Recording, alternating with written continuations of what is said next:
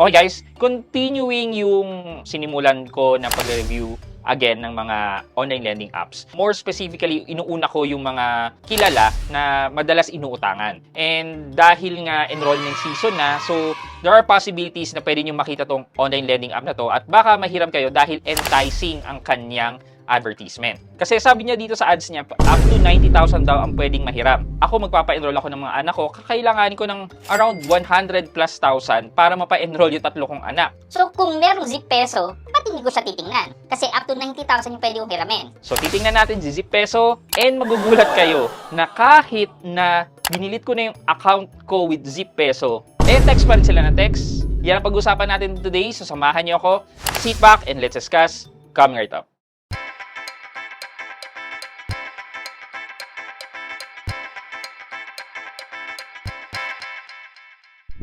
Hi guys, this is Pat and you're in Pat Quintos Review TV. So if you're new to my channel, I do reviews about personal finance na meron akong experience or meron na akong knowledge na ginawa ko na yun ng videos and playlist na makita nyo dito sa taas. At kung bago kayo dito sa channel ko, you may want to consider subscribing to my channel.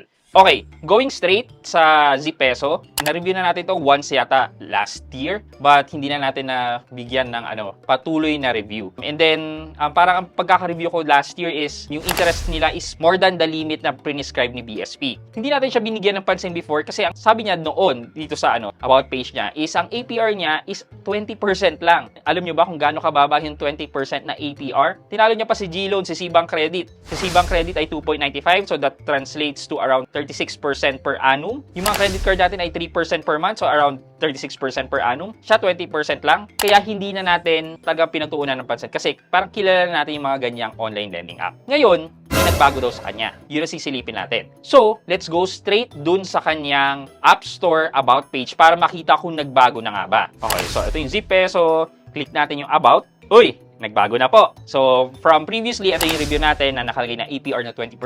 Ito po, nakalagay cash loan amount 2,000 to 90,000. Cash loan term is 91 days to 180 days. Interest rate of 182.5% is the highest APR, which is nandito po yung prescribed na ceiling ni BSP. Paulit-ulit na lang po ako at ulitin ko pa rin po, ang prescribed ceiling ni BSP for unsecured loans ng mga ganitong microloans is 15% per month kung ang loan amount mo ay 10,000 below and ang loan term mo ay 4 months and below. Ayan, kung compute nyo yung 15%, that translate around 180% per annum. So medyo okay na po. And ayan po, yung monthly effective interest rate niya nga is 15.2. So far, so good. Good job ka dyan, Zip Peso, in telling your prospected customer yung highest na interest rate, which is ito nga, 182%. But let's check din kung 182% o lagpas pa ang kanyang binibigay na APR. And also, when we talk about APR is the total cost of loan. Meaning, kasama dyan yung mga service charges, mga kaltas, etc. So, titingnan natin kung incorporated na yung mga charges na makakompute natin later dito sa sinabi niyang maximum na 182%. Okay. So, checking the SEC, legit naman na nasa SEC website pa siya under the company name of Treasure Bowl Fintech Lending Corporation. So, now, yung legal stuff medyo na cover na natin and masasabi natin somehow, many terms of documentary requirements, sumusunod siya. But, ito yun yung titingnan natin. Una, kung ano yung i-offer niya sa atin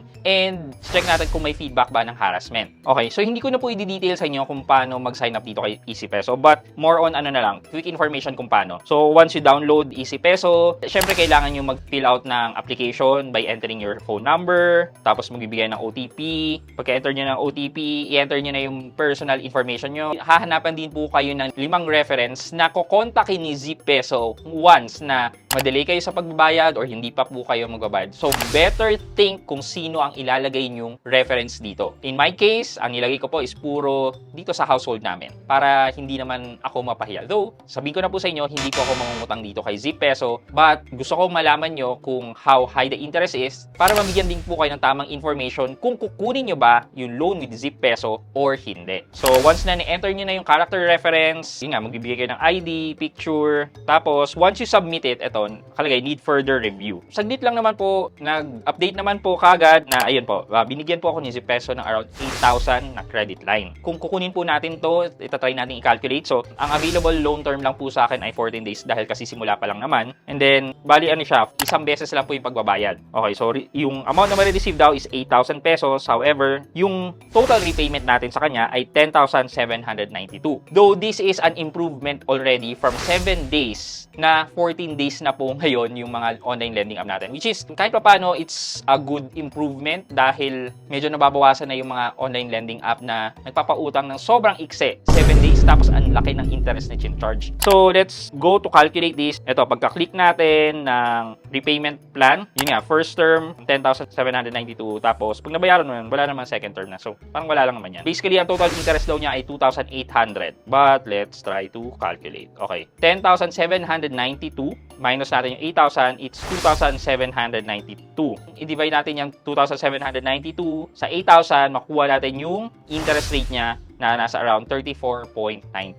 This 34.9% is the interest for 14 days. So, i-divide po natin to by 14, lalabas po sa akin na 2.49% per day ang interest. Which is taas. Ang taas po. Pag kinuha po natin ng APR neto, lalabas sa 900%. Ang taas po. Then, divide po natin to by 12 para makita natin yung monthly na interest niya. Ang lumalabas po ay 75.82%.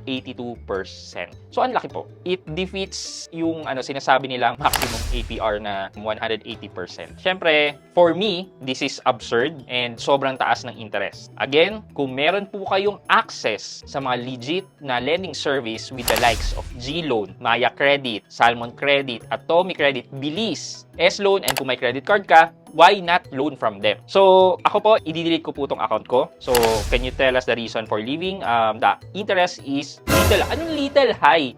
Taas po ng interest para sa akin, hindi little yun. Nasubmit ko na po, and then, i-delete ko na po yung account ko. So, dito lang po, punta po kayo sa profile nyo, tapos settings, tapos pagdating nyo sa settings, delete account. Tapos, ito po, we're sorry to see you go, pero, yan, can you give us more details? Interest is so high. And then, submit. So, ito, manghihingi ito ng OTP. Pag nailagay nyo naman po yung OTP, yun, madidelete na po ang inyong ZPeso account. Let's just try to check po some feedbacks for ZPeso. So, at 4.6 stars over 5 stars, may nangungutang po talaga kay ZPeso. Sige. Most recent. Ito, Ramil Francia. 7 days, tapos 2,500 interest. Isa ding kupal na app. Loan Shark ang Potek. Oy, nag-reply si ZPeso. Greetings, Ramil. Your feedback is of the utmost important to us. I understand how hard it must have been for you to be concerned about loan interest. Our organization abides by the rules and regulation and follows legal requirement. For more information. Talaga ba? Yun ba talaga yun? Anyway, ayan. Don't loan. This app will get some info of you and they immediately decline your application. Which is hindi naman natin na-experience. Ito. Manloloko tong lending app na to. 3-2 na loan. 2,048 lang bibigay sa'yo sa loob ng 7 days. Mahigit 1,000 agad ang bawas. Sabi ni Habibi. Guys, screenshot nyo lahat. Save nyo mga pics ng CP number na ginagamit nila to harass you in detail. Better videos, save all. Don't forget also to have a blotter on your barangay. Then to police about the harassment. For documentation purposes, to stop this scammer hub business. They are preying on us. Scam. Liar. Magaling lang mang-gaslight. Stand on your ground. Dapat labanan yung mga yan. Lalo na yung basta pinasok sa Gcash nyo pera na wala tayong permiso. Okay, some thoughts. Iba yung ina-experience ng nagre-review, like the 7 days. But for me, ang binigay sa akin ay 14 days. So, here's my take on this. Possible na yung offer na binibigay nila sa iba't iba sa atin ay nagdidepende sa ating credit rating. So, posible na they check our credit score to see and check yung ating credit rating. Kasi bakit hindi pare-parehas ang offer sa atin sa unang application? Like sa akin, medyo mataas, 8,000, and it's 14 days. While sa iba naman, 7 days, and mababa yung limit. Yun yung nakikita kong reason kung bakit iba yung na-experience nila sa in-offer sa akin. But, hindi natin masasabi na invalid yung na-experience nila. Ako mas naniniwala na merong ganun talaga nangyayari na within 7 days at may nag-auto-send. Ako naniniwala lang ako, that's my opinion. Di ko naman po sinasabing ginagawa nila. Sa kanila po nanggaling na nag-auto-send at binabawasan na sila dun sa amount na hihiramin nila. Pero in our case, hindi naman po naging ganun yung in-offer sa atin. Okay, for my conclusion, is ZPeso better now? Hindi.